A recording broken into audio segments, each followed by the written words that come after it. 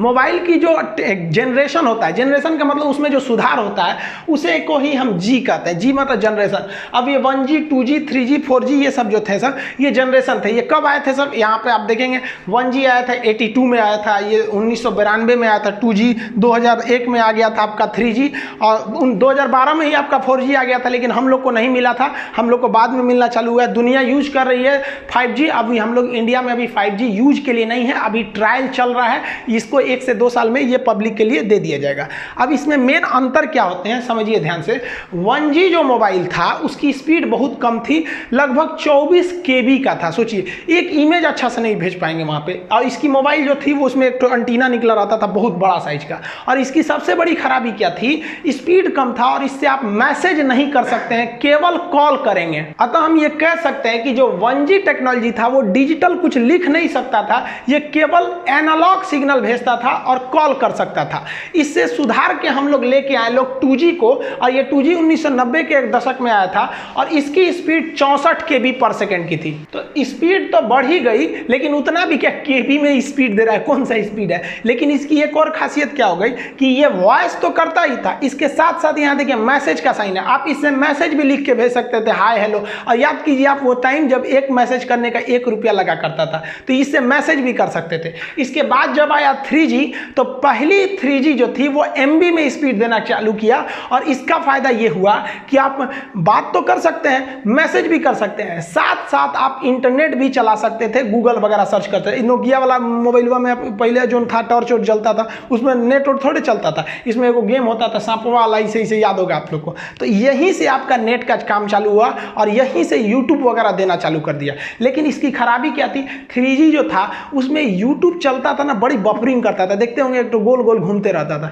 जिस वजह से इसमें 3.5 लाया गया, 3.7 लाया गया। तो मतलब इसी से थोड़ा थोड़ा और सुधारा गया ताकि उसमें बफरिंग कम हो सके। 3G में ये सब मोबाइल वगैरह आने लगे, सब जिसको आप मल्टीमीडिया मोबाइल कहते थे, 3G के उसमें आ गए। अब उसके बाद जब मेन लॉन्च हुआ 2009-10 के पास आपका 4G का जो मेन प्रोटोकॉल चालू हुआ, तब इसमें क्या हुआ, 100 Mbps का स्पीड आपको मिलना चालू हो गया, और यहीं से आप वीडियो कॉलिंग चालू किए थे। इधर आपका वीडियो कॉलिंग, आपका जो वो मल्टीमीडिया मोबाइल था उसमें वीडियो कॉलिंग नहीं किए होंगे, तो ये फैसिलिटी दे दिया 4G आपको वीडियो कॉलिंग का। आज जितना भी मोबाइल वगैरह देख रहे हैं लोग वो 4G है, कई तो 5G भी मोबाइलें आ गई हैं, हालांकि 5G बहुत जल्दी हम लोग को सर्विस मिलेगा। अब आने वाला है 5G इंडिया में बहुत जल्दी। इसकी खासियत क्या होगी, ये सेम 4G की तरह होगा, लेकिन उससे स्पीड ज़्यादा होगा और एडवांस ज़्यादा होगा। ये मोबाइल के साथ साथ दूसरे चीज़ को कनेक्ट कर देगा। आप अपने कार को अपने मोबाइल से कनेक्ट कर दीजिएगा ना, तो जैसे यहाँ मोबाइल में घुमाइए, उधर कार घूम रहा है, फ्रिज को कनेक्ट कर दीजिए 5G, तो फ्रिज में भी 5G टेक्नोलॉजी होना चाहिए। और दरवाजा खोलना है तो यहीं से खोल दीजिए, इन्वर्टर बंद करना है यहीं से कर दीजिए। आप पता चले आप मान लीजिए गए हैं दिल्ली, आपका घर है चेन्नई में, आप भूल गए कि इन्वर्टर तो बंदे नहीं किए, तो 5G टेक्नोलॉजी रहेगा ना, तो वहीं से ऑफ कर दीजिएगा तो वो ऑफ हो जाएगा। बल्ब वगैरह जला सकते हैं, बुझा सकते हैं। तो वो सब ऐसा नहीं है कि केवल मोबाइल 5G हो जाएगा, घर में आपका 5G है ये नहीं है तो नहीं होगा, उसमें भी टेक्नोलॉजी बढ़ानी पड़ेगी। तो आज के समय 5G की ओर जा रहा है। जो ट्रायल हो रहा है उसके वजह से जान चली जा रही है, एकदम अफवाह है भैया। 5G का ट्रायल महाराष्ट्र और दिल्ली के एरिया में, बहुत छोटे से एरिया में हुआ, वो भी कोविड से पहले हुआ था वो ट्रायल वगैरह, इससे कोई मतलब नहीं है। लेकिन पता है कि सरकार चिल्लाते रह जाए, यहाँ डॉक्टर चिल्लाते रह जाए कि वैक्सीन लीजिए वैक्सीन लीजिए, ये रातों रात नहीं बनता है। लेकिन 5G के ट्रायल की वजह से जान जा रही है, ये ऐसा नहीं है। जो नया वायरस आया है ना, डबल म्यूटेंट है, ये उससे ज़्यादा खतरनाक है, इस वजह से ये ज़्यादा सीरियस डाल रहा है। तो लोगों को लग रहा है कि इसके वजह से लोगों की जान जा रही है, ऐसा नहीं है। ये पहले वाला जो कोरोना था 7 दिन में फेफड़ों को जितना नुकसान करता था, ये कोरोना 2 दिन में ही उतना ही कर दे रहा है। इस वजह से ज़्यादा खतरनाक है, मौका नहीं दे रहा है ये वाला कोरोना। इसको 5G से कोई लेना देना नहीं है। आप वैक्सीनेशन कराइए अगर आपकी जान प्यारी है तब। इजराइल जो है, आप देखिए, इजराइल ने अपने आप बहुत बड़ा त्यौहार भी मना लिया, जिसमें 1.5 लाख लोग वहां पर उपस्थित थे बिना किसी सोशल डिस्टेंसिंग के। इतने लोग इकट्ठे थे कि भगदड़ में 30 लोग की जान चली गई। कैसे ये पॉसिबल हो गया? हम लोग यहाँ घर में घुस के बैठे, क्योंकि वहाँ के लोग पढ़े लिखे हैं, वैक्सीन लगवा रहे हैं, वैक्सीन में कोई ऐसा नहीं है। सोचा कुछ जो वैक्सीन के बारे में अफवाह फैला रहे हैं, सोचा को जेल में डाल देना चाहिए सचुरों को। यहाँ पे अजीब है सब, अफवाह पे मत जाइए। देखिए बचपन में भी हम लोग को बहुत अफवाह उड़ाया गया था कि मेढक मार दोगे तो कान पक जाता है। कौन सी कान पकेगा? स्कूल जाते थे लोग तो कहते तो पेंसिल का ये जो छिलका होता है इसको दूध में डालो तो रबड़ बन जाता है। मोर के पंख को हम लोग चौक खिलाते थे लोग। अजीब हालत है यहाँ पे। कहते बर्तन में खाना मत खाओ जिसमें बनता है, नहीं तो शादी में बारिश होने लगेगी, सूप जो चावल फट कर जाता है आगे मत जाओ नहीं तो देर से बियाह होगा, या फिर दहेज नहीं मिलेगा, बगुला उड़ के जाएगा तो बगुला बगुला तार दे सोने के तलवार, ये सब क्या था?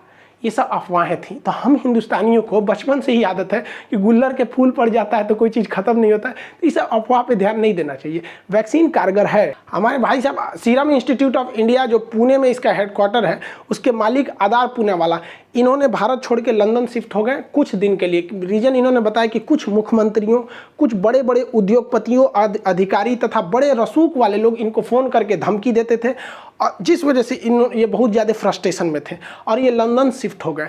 और इन्हें पत्रकारों ने पूछा कि आप इस बढ़ते कोरोना को लिए किसे जिम्मेदार मानते हैं? क्या आप चुनावी रैली या कुंभ के मेला को जिम्मेदार मानते हैं? तो इन्होंने कहा कि अगर हम इसका जवाब देंगे तो हमारी जान भी जा सकती है। ये देश के लिए बहुत गलत बात है। कोई भारत का इतना प्रतिष्ठित व्यक्ति जिसके ऊपर पूरे देश की वैक्सीनेशन की जिम्मेदारी, लोगों की जान की जिम्मेदारी होगी, वैसे व्यक्ति को अगर सुरक्षा कारणों से बाहर जाना पड़े और बाहर जाके वो ट्वीट करे या ऐसा करे तो ये बहुत गलत संदेश जाता है देश के लिए। ऐसा नहीं होना चाहिए। हालांकि सरकार ने उन्हें वायु सुरक्षा दी थी। ये बहुत शर्म की बात है कि इतने बड़े व्यक्ति को वायु सुरक्षा दिया जाए।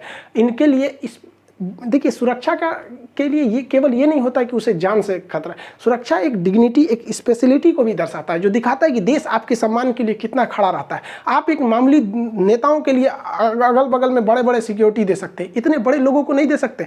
ये लंदन चले गए। अब कुछ लोग का कहना है कि क्या वैक्सीन का प्रोडक्शन प्रभावित होगा? कुछ प्रभावित नहीं होगा। किसी के ये खुदे थोड़ी ना वैक्सीन बनाते थे, इनके अंडर काम करने वाले वो पूरी तरह से बनाएंगे। इनका कहना है कि गवर्नमेंट ने मार्च में हमें ऑर्डर ही कम दिया, तो खरीदने वाली कंपनी तो गवर्नमेंट थी, हम बना के क्या करेंगे अगर कोई खरीदेगा ही नहीं। और आप याद कीजिए कि सीरम इंस्टीट्यूट में एक बार आग लग गया था, तो एक तो उस समय प्रोडक्शन प्रभावित हुआ था, एक अभी वर्तमान समय में सीरम इंस्टीट्यूट जो है वो 7 करोड़ डोज पर डे बना रहा है। लेकिन इतनी बड़ी जनसंख्या को पूरा करने के लिए इनका टारगेट है कि 10 करोड़ वैक्सीन के डोज पर डे बनाए जाए।